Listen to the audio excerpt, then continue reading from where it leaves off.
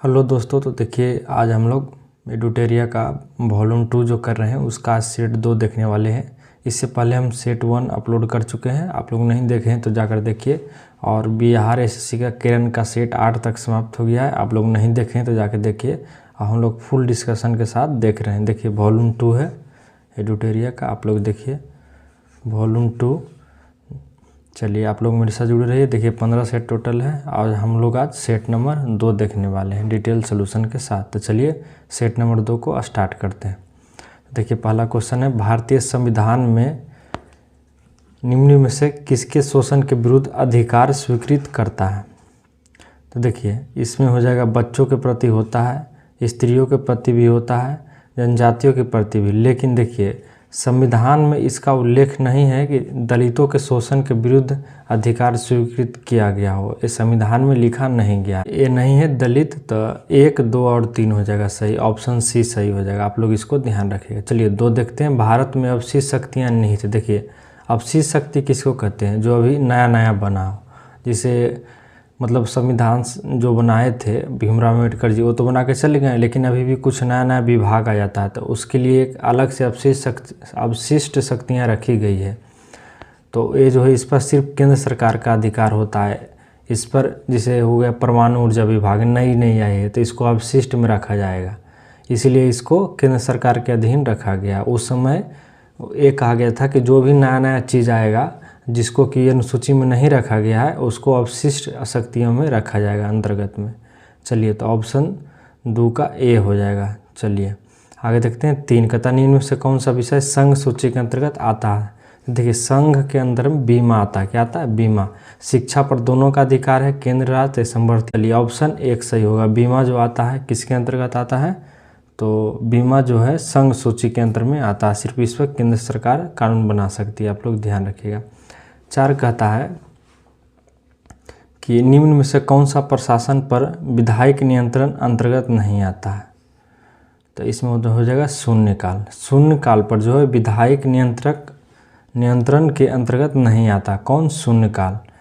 तो देखिए इसमें क्यों नहीं आता है आपको बताएं कि लोक प्रशासन का प्रश्न पूछे जाते हैं शून्यकाल में, ये बात ध्यान रखिएगा। चलिए आगे देखते हैं। 5 कहता किस समिति में राज्यसभा का प्रतिनिधित्व नहीं होता है? तो जो है प्राक्कलन समिति में राज्यसभा का प्रतिनिधित्व नहीं होता है। बाकी आप जितना देख रहे हैं दोनों ये सब में होता है, ये बात ध्यान रखिएगा। तो 5 के हो जाएगा ए। चलिए आगे बढ़ते हैं हम लोग। चलिए 6 देख रहे थे हम लोग। 6 देखिए। 6 में कहता दिए गए विकल्पों में कौन सही है? तो इसमें देखिए सर्वोच्च न्यायालय मूल क्षेत्राधिकार रखता है। 2 कहता है ऑप्शन नंबर 2 देखिए। ऑप्शन 2 क्या कहता है कि सर्वोच्च न्यायालय मूल एवं अपीली क्षेत्राधिकार रहता है, ये बात सही है।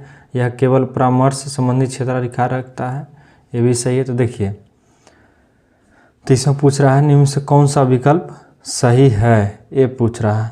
तो 6 के हो जाएगा डी, इनमें से सभी सही है। देखिए संविधान के अनुच्छेद 131 क्या कहता है, ये समझिए।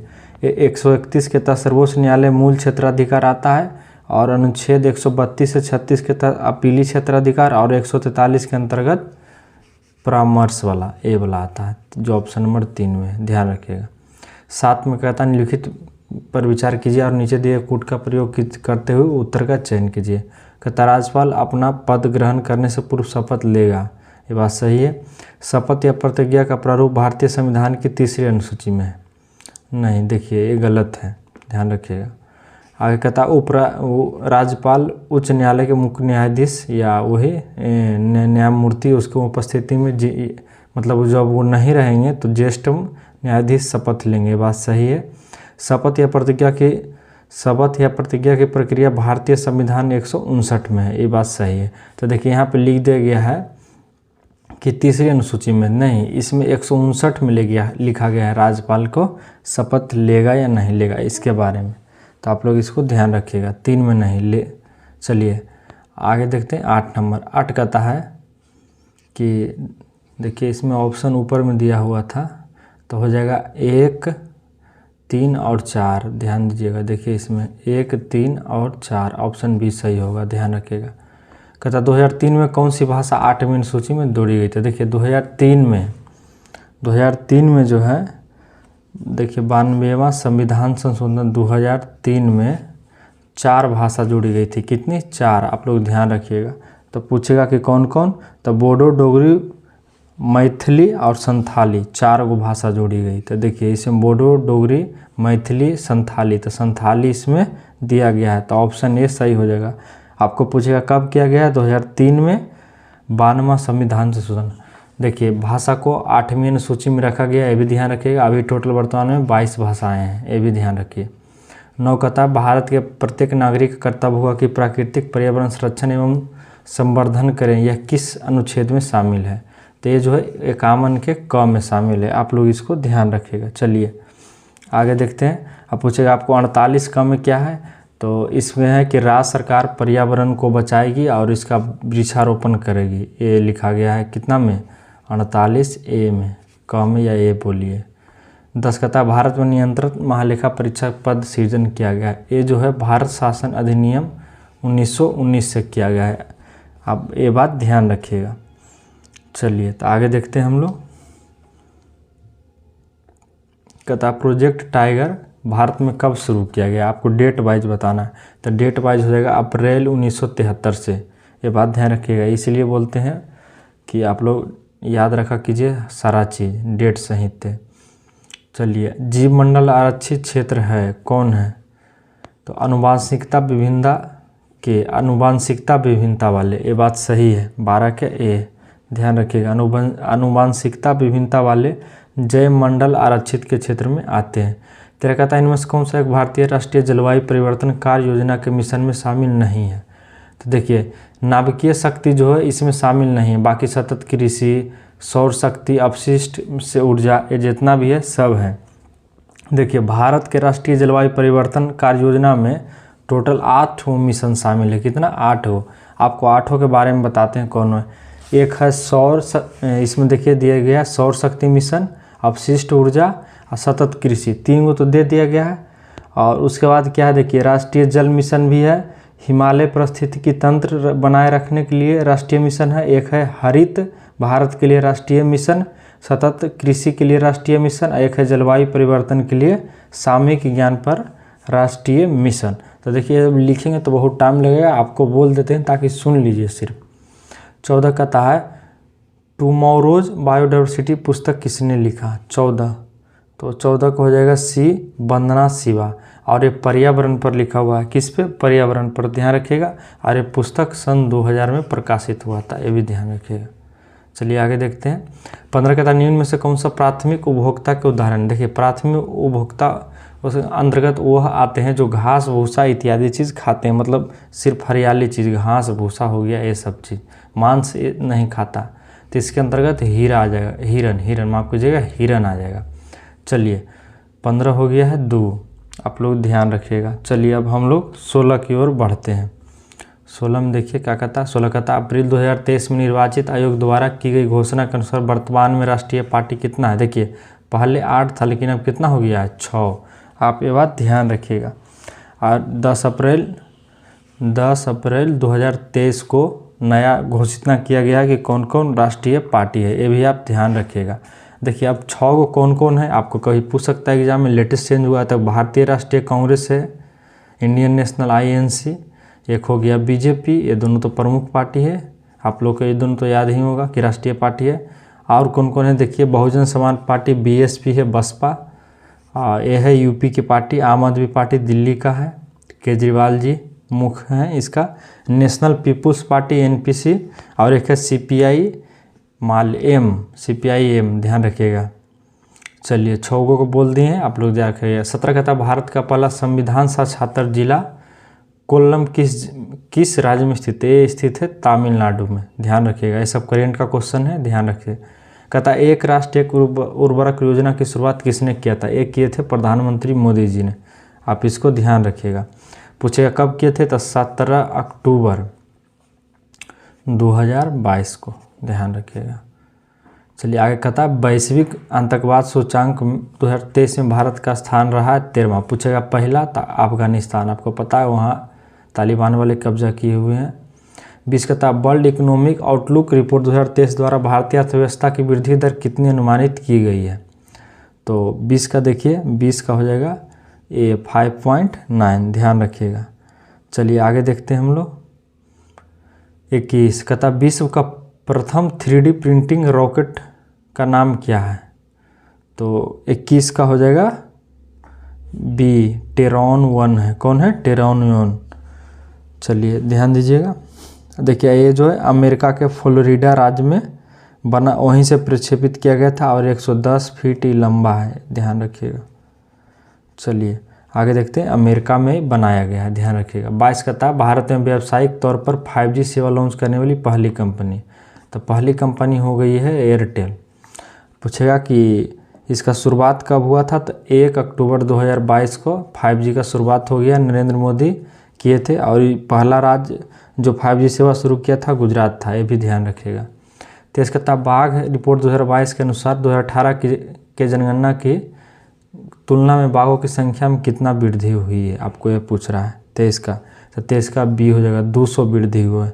देखिए 9 अप्रैल 2023 को एक डाटा जारी हुआ है, ध्यान रखिएगा। 9 अप्रैल 2023 को नरेंद्र मोदी ने किया है और ये 5वां संस्करण है, ध्यान रखिएगा। 5वां संस्करण है, डाटा जारी करेगा। इससे पहले भी 4 बार हो चुका है, ये बात ध्यान रखिएगा। देखिए 2018 में कितना था? ये 5वां है, तो 2018 में पहला होगा। 18 में था 1900, ध्यान रखिएगा। 2900 कितना था? 2967। अभी हो गया है कितना? 3167, 200 बढ़ गया, ध्यान रखिएगा ये बात के। आगे क्या कहता है? 24 का देखिए अर्जुन पुरस्कार 2022 विजेता ओम प्रकाश मित्रवाला का संबंध किससे है? तो इनका संबंध निशानेबाजी से है, ध्यान रखिएगा। किससे? निशानेबाजी से। हमेशा पूछता है कि कौन खिलाड़ी किस खेल से संबंधित है। एक चीज़ आप बताते हैं, मेजर ध्यानचंद खेल रत्न अवार्ड 2022 जो है किसको मिला है? आपको पूछेगा तो अंचत शरद कमल को। और इनका संबंध टेबल टेनिस से। देखिए वही खेल के पूछेगा जो आप ज़्यादातर नहीं देखते हैं, समझ गए। चलिए आगे देखते हैं। कहता 25 में असीमा गोल्डन ग्लोब पुरस्कार 2023 में सर्वश्रेष्ठ अभिनेता का खिताब किसे दिया गया है? तो 25 का हो जाएगा ए, ऑस्टिन बटलर को। किसको? ऑस्टिन बटलर को, आप ध्यान रखिएगा। आगे देखते हैं। और ये पूछ देगा कि यह पुरस्कार किसके लिए मिला है उनको? तो ये पुरस्कार एल्विस के लिए मिला है, बात ध्यान रखिएगा। कहता है आगे कि हाल ही में बांग्लादेश के नए राष्ट्रपति के रूप में किसे चुना गया है? तो ये जो बने हैं मोहम्मद शहाबुद्दीन चुपचू। इसके पहले हुसैन थी, मोहम्मद साकिब। 26 का हो जाएगा। देखिए अब पूछेगा शेख हसीना कौन थी? तो यहाँ के प्रधानमंत्री थी, अभी भी है, ये बात ध्यान रखिएगा। और ये नहीं थे, बी नंबर। देखिए इससे पहले पूछेगा कि इससे पहले कौन थे, ये भी जान लीजिए। राष्ट्रपति अब्दुल हमीद थे।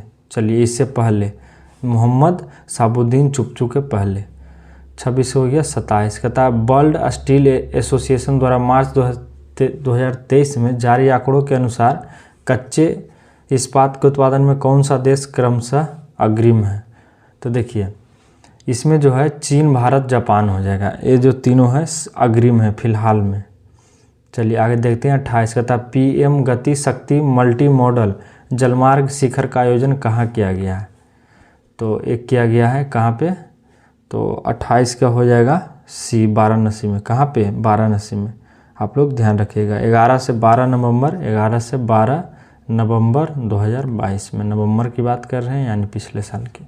चलिए आगे देखते हैं। कहता 29 बोल्ड कुरुक्षेत्र युद्ध अभ्यास भारत तथा किस देश के साथ मध्य चलता है? 29 का, तो 29 का हो जाएगा ये सिंगापुर, ध्यान रखिएगा, सिंगापुर। और आपको पूछेगा कि पहली बार इसका शुरुआत कब हुआ था? तो 2005 में, ये बात ध्यान रखिएगा। इस बार हो रहा है कहाँ पे? राजस्थान के जोधपुर में, जोधपुर में। चलिए आगे देखते हैं। 30 कहता बिहार जाति जनगणना 2022 के अनुसार बिहार में किस कोटि की जनसंख्या सर्वाधिक है? तो इसमें अत्यंत पिछड़े वर्ग का ज़्यादा है। डाटा देख लीजिए, अत्यंत पिछड़ा वर्ग के 36 पॉइंट समथिंग है, और उसके बाद आता है पिछड़ा वर्ग जिसका 27 पॉइंट समथिंग है। और बताते हैं आपको अनुसूचित जाति पूछेगा तो 19 पॉइंट समथिंग है, और सामान्य श्रेणी का 15 पॉइंट है, और अनुसूचित जाति का 1 पॉइंट है समथिंग है। 31 का था हाल ही में लंपी प्रोबैक टीका को किस मंत्रालय द्वारा जारी किया गया? 31 तो हो जाएगा ए, केंद्रीय कृषि एवं कल्याण मंत्री, ध्यान रखिएगा। चलिए आगे देखते हैं हम लोग। इसका मतलब किस लिए, यह किस चीज़ में काम आएगा, तो यह टीका त्वचा रोग पशुओं को बचाव करेगा, ध्यान रखिएगा। आगे कहता है WHO ने हाल ही में किस देश को मलेरिया मुक्त घोषित किया, तो ये जो किया है मलेरिया मुक्त घोषित, एक तो है तजाकिस्तान और एक है सूडान, ये भी दोनों होगा, ध्यान रखिएगा। तो 32 का हो जाएगा कितना, डी। चलिए आगे देखते हैं। आप पूछेगा कि WHO अभी तक कितना देश को मलेरिया मुक्त करा चुका है, तो ध्यान रखिएगा 42 देश को। कितना को, 42 देश को। चलिए आगे देखते हैं। 33 कहता भारत में 16वें राष्ट्रपति द्रौपदी मुर्मू को कुल वैध मतों का कितना मिला था, तो मिला था इनको 64.03%। और इनके अगेंस्ट कौन खड़ा थे, यशवंत सिन्हा, जो जिनका जन्म पटना में हुआ था, ध्यान रखिएगा। द्रौपदी मुर्मू जी ये जो है उड़ीसा के थी और झारखंड का राज्यपाल भी रह चुकी है, ये सब बात ध्यान रखिए।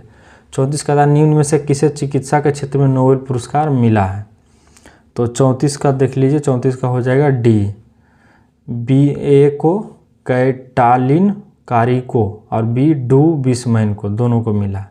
35 का था बजट 2023-24 में मनरेगा के लिए कितनी राशि आवंटित की गई है, 35, तो हो जाएगा 6000 करोड़ रुपया। इकाई दहाई सैकड़ा हज़ार 10,000, इकाई दहाई सैकड़ा हज़ार 10,000, 60,000 रुपया, माफ़ कीजिएगा 60,000 रुपया पेश किया गया। और पूछेगा आपको जल जीवन हरियाली के लिए, तो 70 करोड़, कितना, 70 करोड़, ध्यान रखिएगा। चलिए 36 का था भारत सरकार ने किस वर्ष तक देश को टीबी मुक्त करने का लक्ष्य रखा है, तो टीबी मुक्त भारत सरकार जो है 2025 तक रखा है। कब रखा है, 2025 तक, ध्यान रखिएगा। चलिए 37 देखते हैं। ये सब करेंट है तो इसका ज़्यादा डिस्कशन नहीं हो पाएगा। 37 देखिए, विश्व वन जीव दिवस 2023 का विषय क्या है, तो कहता वन जीव संरक्षण के लिए भागीदारी, ऑप्शन नंबर 1 यही सही है। चलिए आपको पूछेगा वन्य जीव दिवस प्रतिवर्ष कब मनाया जाता है, तो 3 मार्च को, ये भी ध्यान रखिएगा, कभी कभी पूछ देता है एग्जाम में। ऑपरेशन गंगा पुस्तक के कौन लिखे थे, तो 38 को हो जाएगा बी, तरुण पिथोड़े। कौन, तरुण पिथोड़े। अब आगे बताते हैं। देखिए बागी बलिया पूछेगा तो सत्य व्यास जी, पागल खाना कौन लिखे थे, ज्ञान चतुर्वेदी जी, और सूर्यवंशम कौन लिखे थे, तो शिव शंकरी, ध्यान रखिएगा। चलिए आगे देखते हैं। 39 का था BCCI द्वारा आयोजित महिला प्रीमियर लीग WPL 2023 का खिताब मुंबई ने किसे हरा कर जीता, तो ये जो है दिल्ली कैपिटल को हरा के जीता है। इस बार चालू हुआ था पहला संस्करण, ध्यान रखिएगा। अब पूरा मैच महाराष्ट्र में हुआ था, ये भी याद ध्यान रखिएगा। चलिए आगे देखते हैं। किताब विश्व बैडमिंटन चैंपियनशिप 2026 तक का आयोजन कहाँ किया जाएगा, तो 40 को हो जाएगा डी, इनमें से कोई नहीं। तो कहाँ किया जाएगा आपको पता रहना चाहिए। इसका आयोजन भारत में होगा 2026 में, ध्यान रखिएगा। चलिए आगे देखते हैं हम लोग। 41 का था क्षेत्रीय ग्रामीण बैंक की स्थापना कब की गई थी, पूछ रहा है आपको क्षेत्रीय ग्रामीण बैंक, तो 41 को हो जाएगा बी, 2 अक्टूबर 1975 को, ध्यान रखिएगा। कब किया गया था। अब पूछेगा किसके सिफारिश पर, भंडारी समिति के सिफारिश पर, किसके सिफारिश पर, भंडारी समिति, ध्यान रखिएगा। ये सब पूछता है कभी कभी। आप बताइए RBI की स्थापना कब हुआ है, तो 1 अप्रैल 1935 को, ध्यान रखिएगा। पूछेगा SBI की स्थापना कब हुआ है, फैक्ट देखते चलिए, तो 1 जुलाई 1955, ध्यान रखिएगा। चलिए आगे देखते हैं। चलिए आगे बढ़ते हैं हम लोग। आगे देखिए 42 कहता निम्नलिखित में से कौन अप्रत्यक्ष कर का उदाहरण है, अप्रत्यक्ष जो डायरेक्ट नहीं लगता, तो ये जो है सेवा कर, कौन हो जाएगा, सेवा कर, तो 42 का हो जाएगा सी, ध्यान रखिएगा। डायरेक्ट कर वह होता है जो जिस आदमी पर लगाया जाता है वो खुद पे करता है, ध्यान रखिएगा। छोटे व्यापारियों के लिए एक मूसक आयकर योजना सिफारिश किस समिति ने किया था, तो ये जो हो जाएगा 33 के चेलिया समिति होगा, कौन होगा, चेलिया, 43 हो जाएगा सी, चेलिया समिति। और इसका गठन कब हुआ था, 1991 में समिति का, ध्यान रखिएगा। 44 का था नकदी लेन देन सिद्धांत किसने दिया था, ये कौन दिए थे भाई, कितना हो जाएगा 44 के भी फिशर ने दिए थे, कौन दिए थे, फिशर ने, नकदी लेन देन के लिए। 45 है निम्नलिखित में से कौन सा राज्य कृषि को उद्योग का दर्जा देने वाला पहला राज्य था, ये था महाराष्ट्र, कौन था? महाराष्ट्र। पूछेगा कब दिया था? तो 1977 में। चलिए ध्यान रखिएगा। आगे है 46, अशोक के किस शिलालेख में आत्मनियंत्रण की शिक्षा दी गई है? 46 देखिए, 46 को हो जाएगा छठी। थोड़ा सा डिटेल में समझिए अशोक के बारे में। अशोक के शिलालेख को 3 भाग में बांटा गया था। कितना में? 3 भाग में, ध्यान रखिएगा, 3 भाग में बांटा गया था इसके शिलालेख। शिलालेख, स्तंभलेख और गुहालेख, 3 में। सर्वप्रथम अशोक के शिलालेख को कब खोज हुआ था? 1750 में, ये भी ध्यान रखिए। और कौन किए थे? पी पैनथेलर ने। कौन किए थे? पी पैनथेलर ने, ये भी आप ध्यान रखिएगा। चलिए आप देखते हैं इनके बारे में। इनके पहला शिलालेख में क्या चीज़ का निंदा किया गया है? तो पशु बलि का, पहला शिलालेख में, ये भी ध्यान रखिएगा। 13वां शिलालेख में किसकी चर्चा है? तो 13वां शिलालेख में जो है कलिंग युद्ध की चर्चा है, ये भी आप ध्यान रखिएगा। तो चलिए 46 का बता दिए, छठा होगा ऑप्शन में, इसका इतना डिटेल था, ये भी ध्यान रखिए। 47 का था सैंधव सभ्यता के प्रमुख स्थल आलमगीरपुर किस नदी के किनारे बसा हुआ है? तो आलमगीरपुर जो है हिंडन। कौन? हिंडन।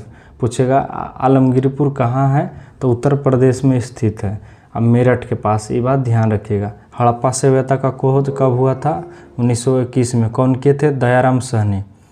और पूछेगा कि मोहनजोदड़ो का खोज 1922 में। कौन किया था? राखलदास बनर्जी। ये सब ध्यान रखिएगा फैक्ट। रंगपुर का खोज कौन किया था? आपको पूछेगा 1953-54 में रंगनाथ राव। ये सब फैक्ट ध्यान रखिएगा। चलिए आगे देखते हैं 48। किस ब्राह्मण में गंधार, पंजाल आदि के राजाओं का उल्लेख मिलता है? कौन में? तो शतपथ हो जाएगा इसका। कौन हो जाएगा? 48 का सी, शतपथ ब्राह्मण मिला है। 49 का था देवपाड़ा अभिलेख का संबंध किस शासक से? देखिए देवपाड़ा का संबंध विजय सेन से है। किससे? विजय सेन से। थोड़ा सा समझिए और आगे समझिए। जूनागढ़ आपको पूछेगा किससे संबंधित है? जूनागढ़ अभिलेख जो गुजरात में है, इसका संबंध किससे है? तो इसका संबंध रुद्रदामन से है। आपको पूछेगा कि ऐहोल अभिलेख पिछले के में सोल्यूशन करा है, तो पुलकेशिन द्वितीय से। हाथी गुफा अभिलेख किससे है? तो कलिंग नरेश खारवेल से। ग्वालियर अभिलेख नरेश भोज से। ये बात ध्यान रखिएगा। तो ये सब फैक्ट बोलते जाते हैं, सुनते जाइए, याद हो जाएगा। अलाउद्दीन खिलजी के समय भू राजस्व दर कितना था? सीधे 50% था, यानी 1/2। ध्यान रखिएगा। इनका बहुत मतलब कि टाइट उस समय भूमि राजस्व था। सिकंदर और क्या देखिए, अलाउद्दीन खिलजी जो है सिकंदर सानी के उपाधि धारण किया था, ये भी आप ध्यान रखिएगा। चलिए हम लोग आगे देखते हैं और इसके बारे में बताते हैं। अलाउद्दीन खिलजी के शासनकाल में मंगोलों ने 6 बार आक्रमण किया था, ये भी ध्यान रखिएगा। इसी ने सर्वप्रथम अस्थायी सेना के भी नींव भी रखा था, ये भी बात भी ध्यान रखिएगा। आज एक कामन कथा है, किसने वेद मार्ग प्रतिष्ठापक की उपाधि धारण की थी? बताइए। तो थे बुक्का प्रथम। कौन? बुक्का प्रथम, 51 का 1। चलिए आगे देखिए। देवराय टू क्या चीज़ का उपाधि धारण किया था? गजबेटर, यानी हाथियों का शिकार करने वाला। देखिए अब्दुल रजाक जो है देवराय द्वितीय के शासनकाल में भारत आया था। निकोलो कोंटी देवराय प्रथम के शासनकाल में भारत आया था। ये सब फैक्ट याद रखिए और आगे बताते हैं। हरिहर टू क्या चीज़ का उपाधि धारण किया था? तो एक किए थे महाधीराज। चलिए औरंगजेब द्वारा जजिया कर को पुनः किस वर्ष लागू किया गया था? तो 52 का क्या हो जाएगा? डी, 1679। ये बात ध्यान रखिएगा। बीबी का मकबरा जो औरंगाबाद में, ये भी 1679 में औरंगजेब ने बनाया था। चलिए 53 देखते हैं हम लोग। 53 का था बंगाल में द्वैध शासन किसने लगाया था? तो ये लगाया था रॉबर्ट क्लाइव। कब लगाया था? ये भी आपसे पूछ सकता है कि कब लगाया था। तो देखिए ये जो इसका शासनकाल रहा 1757 से 60 तक, ध्यान रखिएगा। 1700, फिर एक बाद 1765 से 67 तक 2 बार रहा, इसी के बीच लगाया था, ध्यान रखिएगा। आगे कहता सहायक संधि को स्वीकार करने वाले राज्यों का क्रम कौन है? तो 54 को हो जाएगा ये हैदराबाद, मंसूर और जंजौर। ये बात ध्यान रखिएगा। चलिए आगे देखते हैं हम लोग। 55 कहता है पहाया विद्रोह कहाँ हुआ था? तो बिहार और झारखंड में, ध्यान रखिएगा। 56 कहता 1857 के क्रांति को किस ब्रिटिश नायक ने इलाहाबाद में दबाया था? तो कर्नल नील। अब पूछेगा 1857 में इलाहाबाद से भारत में कौन विद्रोह किया था 56 में?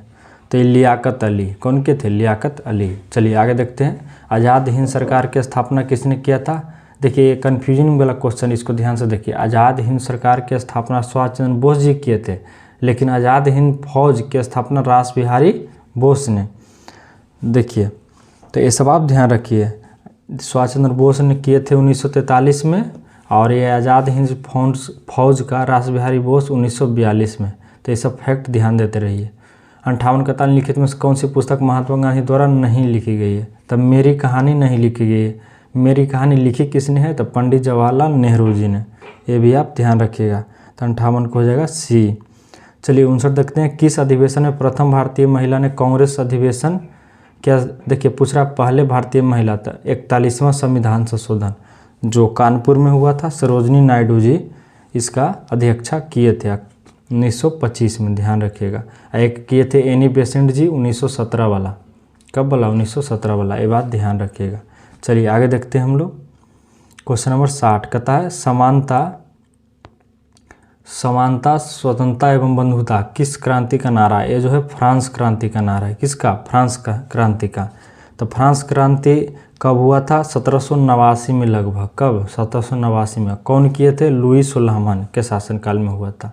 61 कताल निम्न में किन दो भौतिक राशियों की इकाई समान होती है? तो बल और भार की समान होती है। किसकी? बल और भार की। और देखिए इसका जो इकाई होता है क्या होता है? न्यूटन। बोलिए न्यूटन। या एक और भी होता है इकाई केजी मीटर सेकंड स्क्वायर, ये भी होता है। ध्यान रखिएगा। बोल देते हैं जो सुनिए, लिखावट पर उतना मत ध्यान दीजिए। कहता है एनीमोमीटर उपकरण का प्रयोग कहाँ किया जाता है? एनीमोमीटर। तो 62 देखिए 62 का हो जाएगा ये वायु की गति के मापने के प्रयोग में किया जाता है। चलिए आगे देखते हैं। 63 निम्न में से कौन सा सही समीकरण को दर्शाता है? तो देखिए 63 का हो जाएगा ए। कैसे? देखिए बताते हैं, आपको समझाते हैं, समझिए। 63 का हो जाएगा ए। ध्यान रखिएगा। देखिए यांत्रिक ऊर्जा बराबर क्या होता है? देखिए माइनस में इधर भेजिएगा तो प्लस में हो जाएगा। और देखिए स्थितिज ऊर्जा प्लस गतिज ऊर्जा बराबर क्या होता है? यांत्रिक ऊर्जा। बस उल्टा घुमा के दे दिया है और कुछ नहीं है। ए। 64 कहता बर्नौली का प्रमेय किसके संरक्षण पर आधारित है? जो है ऊर्जा संरक्षण पर। किस पे? ऊर्जा पे। चलिए आगे देखते हैं। कहता लिखित में से किसकी भिन्नता के कारण संपीड़ितता और विरलन उत्पन्न होता है? तो 65 का देखिए 65 को हो जाएगा बी। हवा का दबाव के कारण। 66 देखिए आभासी और सीधी छवि के लिए दर्पण का आवर्धन क्या होना चाहिए? धनात्मक। क्या होना चाहिए? धनात्मक। तो सब ध्यान रखिए। ये सब पढ़िए, थोड़ा हल्का फुल्का भी तो आपको ध्यान में आ जाएगा। 67 कहता है क्या? लिखित में से कौन सा परमाणु के बारे में सत्य नहीं है? परमाणु के बारे में बताना है कि सत्य नहीं है। तो 67 के देखिए कहता दो तत्वों के परमाणु समान होता है। यही गलत है। कभी भी दो तत्वों के परमाणु समान नहीं होता है। बात ध्यान रखिएगा आप। चलिए यही गलत है। आगे 68 देखते हैं। धातुओं के पतली तार के रूप में ढलने की, देखिए पतली तार बोला है तो तन्यता हो जाएगा। समझ गए? पतली तार को तन्यता के रूप में समझा जाता है। आप यदि 1 ग्राम सोना को लम्हारिएगा तो लगभग 2 किलोमीटर तक लम्हार जाएगा, इतना पतला होता है। जल शोधन में कौन सी प्रक्रिया का प्रयोग होता है? जल का शोधन में। तो 69 का हो जाएगा सी। विपरीत प्रासरण। कौन? विपरीत प्रासरण। तो ये सब याद करने वाला है, याद रखिए। चलिए जिसका सोल्यूशन रहेगा कराने का करा देते हैं। 70 का लिखित में से कौन सा क्षारीय विलयन नहीं है? आपको पूछ रहा है क्षारीय विलयन नहीं है, तो एल्यूमिनियम हाइड्रोक्साइड क्षारीय विलयन नहीं है। क्षारीय में कौन होता है? OH negative. ध्यान रखिएगा। और जिसमें H+ रहेगा, H+, उसमें हाइड्रोजन वो अम्लीय होता है। ये बात ध्यान रखिएगा। चलिए 70 हो गया। 71 देखिएगा। तो निम्नलिखित में से कौन सा नीले लिटमस को लाल कर देता है? तो देखिए अम्ल जो है नीले लिटमस पत्र को लाल कर देता है। ध्यान रखिएगा। तो इसमें सिरका हो जाएगा। कौन हो जाएगा? सिरका। ध्यान रखिएगा एक बात, जिसका pH मान 7 से कम होगा तो वो तगड़ा अम्ल होगा। 7 वाला न्यूट्रल होता है, उदासीन। ध्यान रखिएगा। तत्वों FCl, Br, I और AT का समानता किस नाम से जाना जाता है? देखिए 72। तो 72 में देखिए F हो गया फ्लोरीन, Cl हो गया Cl chlorine, Br bromine, I iodine और देखिए A2 को बोला जाता है एस्टेटिन। ये सब क्या है, हाइलोजन तत्व है। हाइलोजन तत्व कहाँ पाए जाते हैं आपको पता होगा। तो चलिए ये देखिए आवर्त सारणी में जो है हाइलोजन तत्व वर्ग 17 में पाया जाता है। कब में, वर्ग 17 में, ध्यान रखिएगा। और इसमें 5 तत्व हैं और जिसमें AT जो बताएं AT एस्टेटिन, ये जो है क्या है, रेडियो एक्टिव तत्व है, ध्यान रखिएगा। 73 देखिए 73 क्या कहता अमोनिया का व्यावसायिक निर्माण किस प्रक्रिया से होता है। इसका निर्माण हैबर विधि द्वारा होता है। किससे, हैबर विधि से। तो 73 का हो जाएगा C, ध्यान रखिएगा। चलिए आगे देखते हैं हम लोग। 74 कहता माइकोलॉजी का अध्ययन निम्न से किससे संबंधित है, माइकोलॉजी। तो 74 का हो जाएगा C, कवक से। कवक का अध्ययन माइकोलॉजी कहलाता है, एक बात ध्यान रखिएगा। कवक को ही देखिए और दूसरा नाम से जाना जाता है कुकुरमुत्ता, इसी को बोला जाता है, ध्यान रखिएगा। चलिए 75 में कौन सा है, कोशिका में अधिक मात्रा में पाया जाता है। कोशिका में सबसे अधिक क्या पाया जाएगा, देख लीजिए जल। देखिए कोशिका के अंदर में सबसे महत्वपूर्ण भाग केंद्रक होता है और केंद्रक में और देखिए केंद्रक होता है और इसी के अंदर में जल जो है केंद्रक को सूखने नहीं देता है, जिससे सेल जो है आपस में टकराने से बचते हैं। आप ये बात ध्यान रखिएगा। चलिए आगे देखते हैं। सेल के अंदर बहुत सारा चीज़ पाया जाता है, ये भी ध्यान रखिएगा। सेल के अंदर में केंद्रक एवं केंद्रिका और एक बाद जीवद्रव, कण्वसूत्र, गोल्जी कॉय, ध्यान रखिए ये सब चीज़ उसके अंदर में पाया जाता है। लवक, गुणसूत्र, अंतःप्रजव जालिका, राइबोसोम तथा सेंट्रोसोम, ये सब ध्यान रखिएगा। सबसे साथ जल पाया जाता है, ध्यान रखिएगा, जो कि कोशिका के सेल के अंदर केंद्रक हो उसको टकराने से बचाता है दूसरे को। 76 में कहता है पौधों में लचीलापन किस ऊतक के कारण होता है। लचीलापन क्यों आता है पौधे में, आप देखते होंगे कि लपाते होंगे कच्चे बांस को तो लप जाता है लचीलापन, उसी प्रकार इसको कॉलन कैमा के द्वारा इसमें पाया जाता है, जिससे कि लचीलापन पौधों को पाया जाता है, ध्यान रखिएगा। मनुष्यों में, पुरुषों में XY होता है, ध्यान रखिए। पुरुषों में क्या होता है, XY। और टोटल 46 गुणसूत्र पाया जाता है मनुष्य में। अमीबा में प्रजनन कैसे होता है, अमीबा में द्विविखंडन द्वारा होता है, ध्यान रखिएगा। 78 का B। 79 कहता है कौन परिसरण तंत्र का अंग नहीं है, तो इसमें बड़े आंत हो जाएगा। बड़े आंत जो है परिसरण तंत्र का नहीं है। देखिए परिसरण तंत्र करता क्या है, ये कोशिकाओं के बीच में पोषक तत्वों का संरचना निर्माण करता है, ध्यान रखिएगा। तो चलिए हो गया 79। थोड़ा सा तेज़ी में कर रहे हैं ताकि आपको ज़्यादा टाइम नहीं लगे, सोल्यूशन भी मिल जाए। 80 कहता है लिखित में से किस पौधे को जड़, तना और पत्तियाँ विभेदी नहीं किया जा सकता है, तीनों में से कोई नहीं। तो 80 का देखिए 80 का हो जाएगा C, अस्पायरो गायरा। कौन हो जाएगा, अस्पायरो गायरा। देखिए अस्पायरो गायरा आपको पूछेगा होता क्या है, तो ये शैवाल होता है। क्या होता है, शैवाल। आपको देखते होंगे शैवाल में ये सब चीज़ आपको देखने को नहीं मिलेगा, जड़, तना और पत्तियाँ, विभेदी नहीं होता है इसमें। 81 में कहता है कि सूची 1 सूची 2 को मिलाइए, तो आप लोग मिला लीजिए। देखिए इसका B सही होगा। 4 के 1 होगा, दूध सागर कहाँ है, गोवा में। 3 के B होगा, देख लीजिए 3 के B कर्नाटक में है, बरकाना। और 2 का C होगा, उड़ीसा में कौन है, दुदुमा। और तमिलनाडु में किलियूर, ध्यान रखिएगा। चलिए आगे देखते हैं। जलप्रपात है सब, वाटरफॉल। कहता है माउंट थुलियर अंडमान और निकोबार द्वीप समूह का एक महत्वपूर्ण पर्वत शिखर है, कहाँ स्थित है, 82। तो 82 को हो जाएगा C, ग्रेट निकोबार पे। कहाँ स्थित है, ग्रेट निकोबार पे, ध्यान रखिएगा। 83 कहता है सूची 1 और सूची 2 को मिलान कीजिए। चलिए तो मिलान कीजिए 83 का, तो 83 का हो जाएगा ए सही हो जाएगा ऑप्शन। तो 4 के 1 होगा, देखिए शार्क।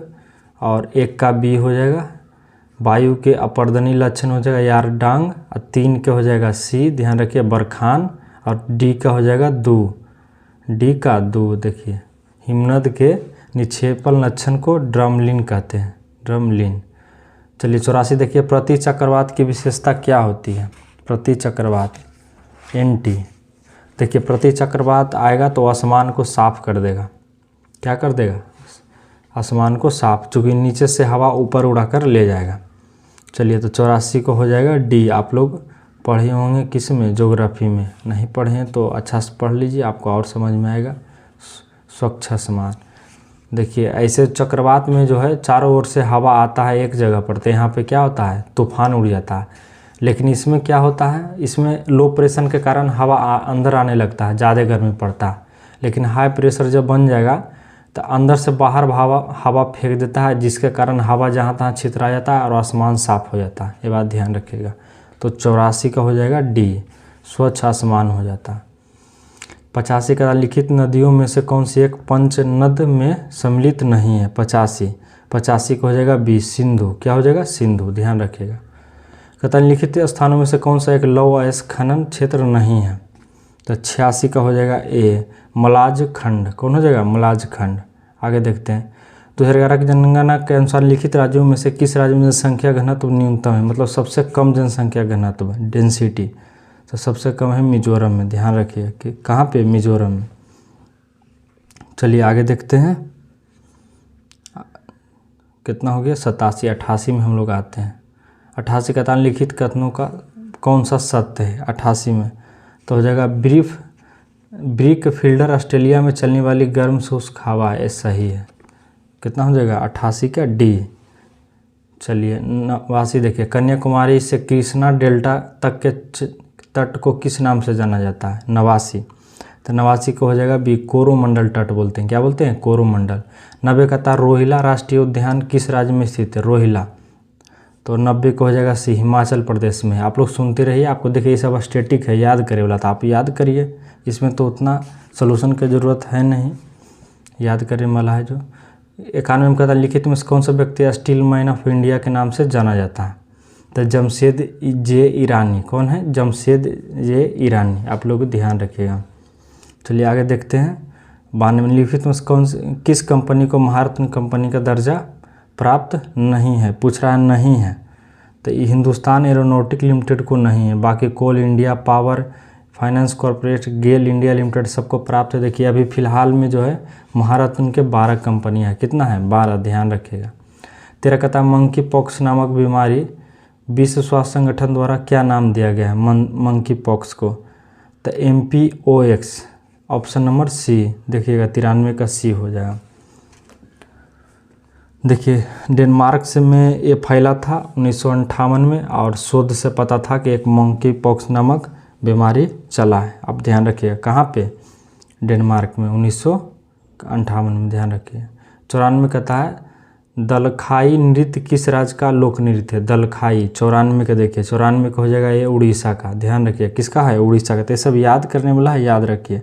आपको बोलेगा चेरवा कहाँ का है, तो मिजोरम का। रऊफ कहाँ का है, जम्मू कश्मीर। कथकली केरल, यक्षगान कर्नाटक। करगा कर्नाटक, करगम तमिलनाडु, ध्यान रखिए। ये सब बोल दिए, सुनते रहिए सिर्फ। भारतीय वायुसेना के लिए राफेल विमान किस देश से खरीदा गया है, तो आपको पता होगा फ्रांस से लिया गया है। 95 का हो जाएगा सी, 36 विमान राफेल खरीदा गया था भारतीय सेना द्वारा। चलिए आगे देखे तो ये समझौता 2016 में हुआ था, ये भी ध्यान रखिएगा। देखिए 96 कता लुप्त संख्या का पता लगाइए। तो देखिए इसको कैसे करिएगा, तो पहले आप 14 में 5 से गुना कीजिए, 14 गुने 5, 14 पचे हो जाएगा 70, और 14 5 को जोड़िए, 14 प्लस 5 कीजिए, तो 14 5 कितना हो जाएगा 19, कितना हो जाएगा 89, कितना हो जाएगा 89। देखिए मैच कर दीजिए। उसी तरह आप सबको कीजिए। देखिए यहाँ पे 11 नंबर 99 हो गया, और देखिए 11 प्लस 9 कीजिए, तो 99 9, 11 नंबर 99, और 11 9 कितना हो गया 20, तो कितना हो गया, टोटल के जोड़िएगा 99 या 20 के, तो 119। ये सब बन जाएगा आसानी से आपको। देखिए कहता संख्या जो चुनिए जो लिखित समुच्च के समान हो। देखिए 12, देखिए 12 6 18, 18 18 36, जोड़िए, जोड़ने पर 36 आना चाहिए। ये फुल देखिए 12 4 16 32 होता है, ये नहीं होगा। ये देखिए 12 8 20 16 36, तो 97 का हो जाएगा सी, ये ऑप्शन मैच के। देखिए ये सब इजी है, आप लोग बना लीजिएगा। उम्मीद है आपको नहीं मिलेगा, बनेगा तो हमें देख लीजिए, ये सब है आंसर बताते हैं। आप लोग कोशिश करिए बनने का। जिससे नहीं बनेगा कमेंट करेगा, कमेंट में हम बना के भेज देंगे, ताकि पता लगेगा कि कौन कौन सीरियस रूप से पढ़ रहा है। इसलिए नहीं तो हम अभी सबको हम करा देते। 98 का देखिए सी हो जाएगा। नहीं तो आप लोग हमको कमेंट करिए, आपको हम आंसर नहीं बताते हैं, फिर तो आप लोग डायरेक्ट बना के ऐसे ही भेज दीजिएगा।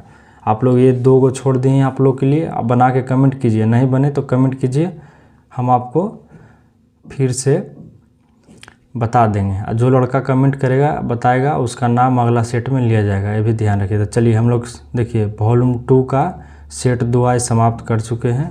आप मेरे साथ जुड़े रहिए और टेलीग्राम ज्वाइन कर लीजिए PDF के लिए। चलिए तब तक के लिए धन्यवाद, जय हिंद, आगे मिलते हैं कल।